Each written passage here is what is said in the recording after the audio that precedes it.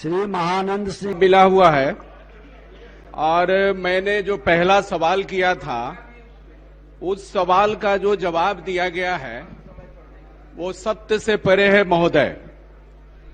पहली तो बात यह है कि मैंने इसलिए सवाल किया था कि अतिरिक्त स्वास्थ्य केंद्र में जो डॉक्टर की बहाली की गई है वो लोग अतिरिक्त स्वास्थ्य केंद्र में भी नहीं जाते हैं और जो सदर में जो अस्पताल में जो डॉक्टर की कमी है वहां कमी का भी पूरा नहीं किया गया है। मेरा सवाल करने का यही मतलब था कि अतिरिक्त स्वास्थ्य केंद्र में जब नहीं जा रहे हैं तो जो सदर अस्पताल है या पीएचसी है तो वहां तो कम से कम उन डॉक्टरों को पदस्थापित किया जाए जो वहां नहीं जा रहे हैं। जो जवाब दिया गया है महोदय कि वह उपस्थित रहते हैं, मैं चैलेंज कर रहा हूं और इस मामले में ये मैं मंत्री महोदय से चैलेंज कर रहा हूं कि जो रिपोर्ट दिया गया है वो गलत दिया गया है। उस पदाधिकारी पर कार्रवाई होगी कि नहीं होगी, पहली ये मेरा सवाल है महोदय। फतेहपुर संडा जो एपीएचसी है वहां कोई भवन नहीं है, कोई डॉक्टर नहीं रहते हैं, लेकिन कागज पर है महोदय। जयपुर में 2-3 डॉक्टर हैं लेकिन वहां एक डॉक्टर रहते हैं महोदय। मसदपुर में जो एपीएचसी है महोदय वहां एक भी डॉक्टर नहीं, 6 महीना से ताला लगा हुआ है महोदय, वहां नहीं जाते हैं, वहां डॉक्टर नहीं जाते हैं। इटवा में कोई भवन नहीं है महोदय, ये जो है एक अशोक यादव के मकान में चलता है महोदय और उनका अभी तक उनका पेमेंट किराया भी नहीं दिया गया है, ताला बंद है महोदय, वहां भी नहीं जाते हैं। ये बहादुरपुर में ये भवन है महोदय। आप पूरी लिस्ट को नहीं, ये परासी में महोदय भवन नहीं है महोदय। और वहां एक काशी साव के घर में हमको बता दिया जाए, ये मैं बता रहा हूं सदन को मैं महोदय, काशी साव के घर में महोदय ये अस्पताल चलता है, ये साल भर से डॉक्टर वहां नहीं जाते हैं महोदय। ये हृदय चक में भवन नहीं है महोदय और वहां विजय शर्मा के घर में अस्पताल चलता है, वहां एक डॉक्टर जाते हैं और एक डॉक्टर अभी तक नहीं जाते हैं महोदय और उनको 2.5 साल से उनका महोदय ये किराया नहीं दिया गया है।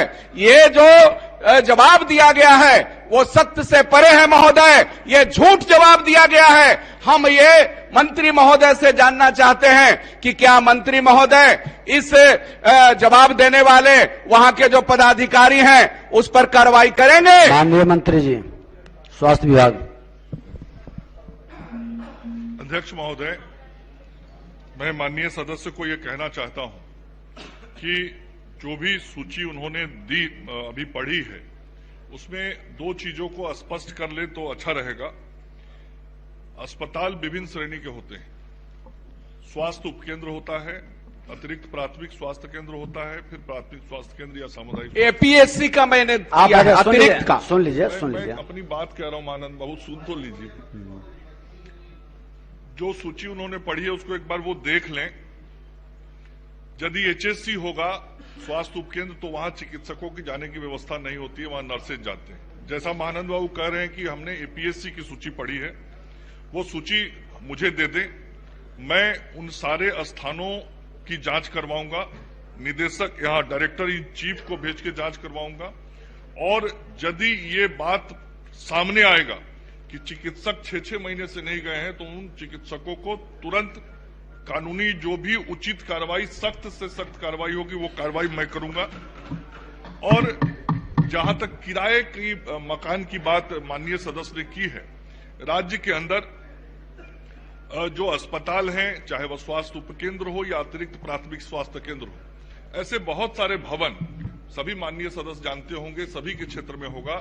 बहुत सारे जो अस्पताल हमारे सरकारी हैं वो सरकारी भूमि जहां जमीन उपलब्ध हुई है उन जमीनों पे अस्पताल बना के वहां पे सेवा दी जा रही है। जहां पे अस्पताल स्वीकृत हो गया, कोई बस्ती है जिस बस्ती में अस्पताल खोलना जरूरी है और इस सदन के सदस्यों के मांग पर ही वैसी अस्पतालें भी खोली जाती हैं, लेकिन वहां यदि सरकारी भूमि उपलब्ध नहीं होता है तो तत्काल वहां किसी के किराए के मकान में अस्पताल को संचालित किया जाता है और ये अतिरिक्त प्राथमिक स्वास्थ्य केंद्र या एचएससी होता है, पीएचसी ऐसा नहीं होता है।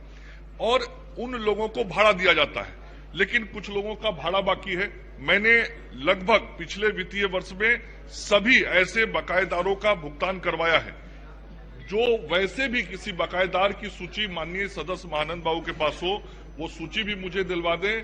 मैं 1 से 1.5 महीने के अंदर उसका भुगतान भी करवा दूंगा और वो सारे अतिरिक्त प्राथमिक स्वास्थ्य केंद्र जिसकी सूची उनके पास है वो दें। यहां से डायरेक्टर इन चीफ को भेज के मैं जांच करवाऊंगा और जो डॉक्टर अनुपस्थित होगा उस पर कार्रवाई होगी। ठीक।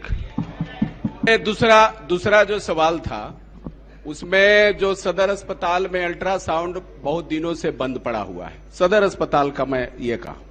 दूसरा जो पिछले बार हमने सवाल किया था मंत्री महोदय से और वहां ब्लड बैंक के लिए उन्होंने कहा था कि 3 महीना में हम उसको चालू कर देंगे। सब कुछ हो गया है महोदय, लेकिन अभी तक ब्लड बैंक चालू नहीं हुआ है और वहां ऑक्सीजन प्लांट लगा है। इसके लिए मैं सरकार को मैं धन्यवाद देता हूं, शुक्रिया अदा करता हूं कि वहां ऑक्सीजन प्लांट लगा है, लेकिन अभी तक वो चालू नहीं हुआ है। और जिस तरह का वहां एक्सीडेंट होता है महोदय और वहां आईसीयू की जो जरूरत होती है, इस हिसाब से हम मंत्री महोदय से चाहेंगे कि ब्लड बैंक को चालू करवाया जाए, ऑक्सीजन प्लांट जो लगा है उसको चालू करवा करके आईसीयू चालू करवाया जाए और जो अल्ट्रासाउंड अभी बंद है महोदय, वो अल्ट्रासाउंड को तत्काल चालू करवाया जाए। ये जो जवाब दिया गया है महोदय, ये कि उसको भेजा गया, अभी तक वो लागू नहीं हुआ है महोदय। ठीक, माननीय मंत्री। मैं माननीय सदस्य को धन्यवाद दूंगा। अल्ट्रासाउंड वाला विषय जैसे ही मेरे संज्ञान में आया, मैंने तुरंत वहां चिकित्सक की प्रतिनियुक्ति कर दी है। चूंकि हम सब जानते हैं कि अल्ट्रासाउंड सब डॉक्टर नहीं चलाते हैं, जो पीजी एमडी होते हैं वही चला पाते हैं और वैसे विशेषज्ञ चिकित्सक जिला के जो दूसरे अस्पताल में थी महिला चिकित्सक, उनको वहां प्रतिनियुक्त कर दिया गया। माननीय मंत्री जी, स्वास्थ्य विभाग के द्वारा स्थानीय प्रतिनिधियों खासकर विधायकों को वहां के मॉनिटरिंग समिति में रखा जाता है। अगर जो उसको शामिल किया जाए उस तरह की मॉनिटरिंग समिति में, तो बहुत सारे मामले वहीं समाधान हो जाएं।